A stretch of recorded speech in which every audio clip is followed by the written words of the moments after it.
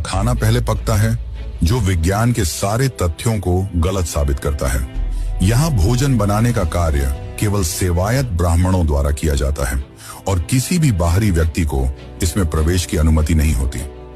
इस पवित्र रसोई में किसी प्रकार के आधुनिक ईंधन या गैस का उपयोग नहीं किया जाता, बल्कि केवल लकड़ी के चूल्हे पर पारंपरिक विधि से प्रसाद बनाया जाता है। पूरी मंदिर में रोजाना लगभग 50,000 से 2 लाख लोगों तक को महाप्रसाद बांटा जाता है। लेकिन चमत्कार देखो, कभी भी खाना बर्बाद नहीं होता और कभी भी कम नहीं पड़ता।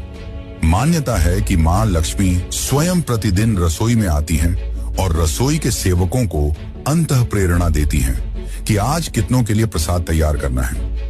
ये सिर्फ परंपरा नहीं, सदियों से चलती लीला है, जिसे आज तक कोई इंसानी गणित नहीं समझ पाया।